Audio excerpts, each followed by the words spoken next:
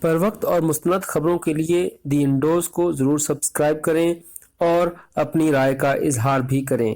شاہ محمود قریشی نے بڑا اعلان کر دیا۔ شاہ محمود قریشی کہتے ہیں کہ مشرق وسطیٰ کی بدلتی صورتحال کے پیش نظر وہ ایران سمیت اہم ممالک کا دورہ کرنے جا رہے ہیں اور بین الاقوامی قیادت کو اعتماد میں لینے جا رہے ہیں۔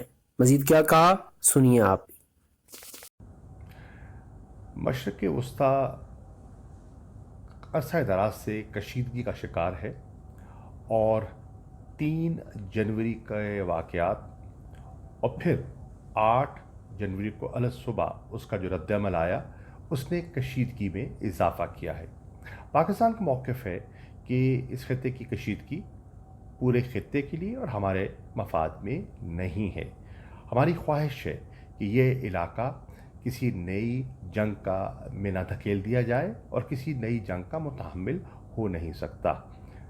چنانچہ پاکستان کی کوشش رہی ہے اور ہم اپنی کوششیں جاری رکھیں گے کہ ہم معاملات کو ٹھنڈا کریں، معاملات کو سلجھانے کی کوشش کریں اور معاملات کو ڈیفیوز کریں، ڈی ایسکیلیشن کی طرف آگے بڑھیں۔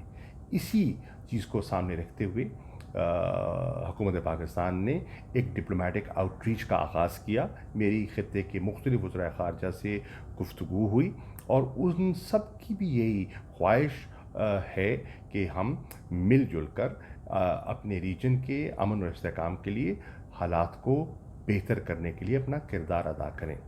وزیر اعظم پاکستان عمران خان صاحب نے مجھے یہ ہدایت کی ہے کہ میں معاملات کو سدھارنے کے لیے اور امن کی ہماری جو خواہش ہے اس کو آگے بڑھانے کے لیے میں ایران جاؤں، میں سعودی عرب جاؤں اور میں امریکہ بھی جاؤں۔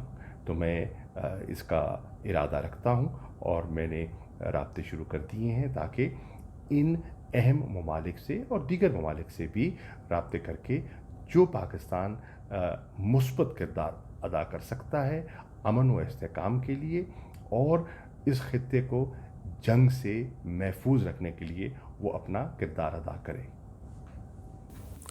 اس خبر کے ساتھ مجھے اجازت دیجیے۔ دی انڈوز سے ہمارا چینل دیکھتے رہیے اور سبسکرائب کیجیے۔ آپ کو خبر اچھی لگے تو اسے شیئر بھی کیجیے اور اپنی رائے کا اظہار ضرور کیجیے۔ شکریہ۔